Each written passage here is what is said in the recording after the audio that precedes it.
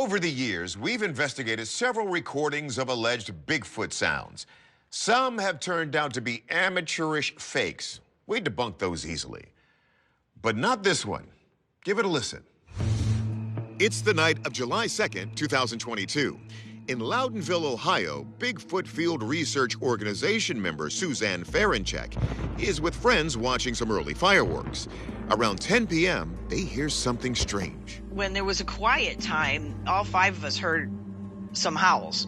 Immediately were quiet and looked at each other like, what was that? You know, it was just kind of like, okay, ears up, maybe there's something to pay attention to. Later that night, Suzanne hears the same howls again, but this time she's recording. A quiet howl, increasing in pitch, is followed by another one.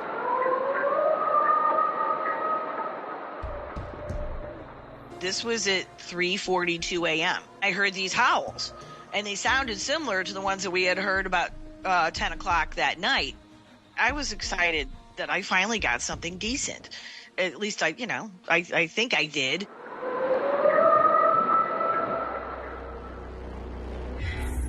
Suzanne's hometown of Loudonville is in a rural stretch of Ohio located right next to Mohican State Park, home to thousands of wooden acres.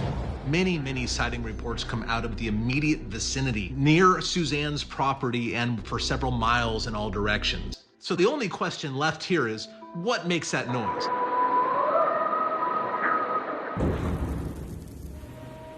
This recording is the latest in the trove of Ohio Bigfoot materials we've investigated, including these famous 1994 Ohio howls recorded by Matt Moneymaker. They didn't match any local animals. So Ohio's a hot spot for sure.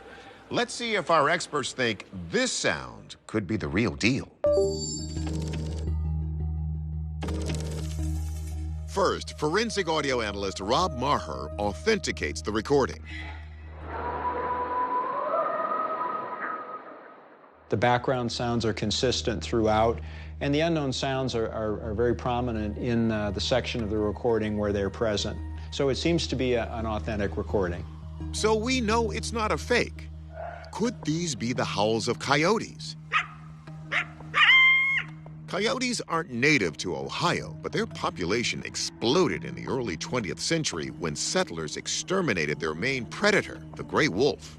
If we look at a recording of an actual coyote, they have a very distinctive rising frequency to begin with, and then continue on more of a sustained pitch. The frequency is a little higher than what we observed in the Ohio recording.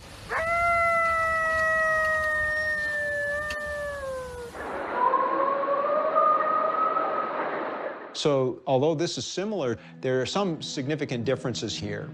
So if it's not a coyote, could it be Bigfoot? To my ear, it's very reminiscent of the whoop produced by gibbons and siamongs. They have this inflatable throat sac that serves as a resonating chamber for projecting these extremely loud whoops that carry through the forest. I have suggested that if Sasquatch nests within this family of primates, they may as well possess these extralaryngeal sacs. Maher goes with the Bigfoot theory and decides to test this audio against the 1971 Sierra Sounds from California, believed by some to be a genuine Sasquatch. The Sierra Sound that's attributed to Bigfoot has a rising sound and then sort of a whoop.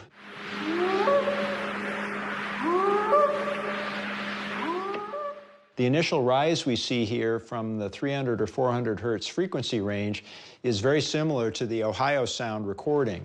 The last part of the utterance from this recording that has the whoop at the end is not present in the Ohio recording.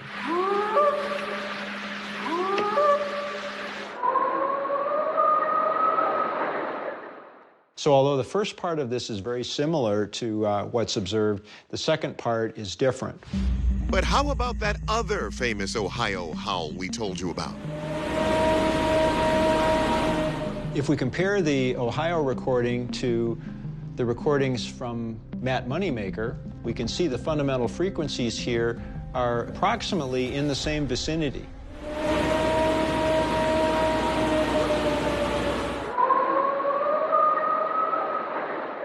So the characteristics here seem to occupy the right frequency range between this example recording and the Ohio recording.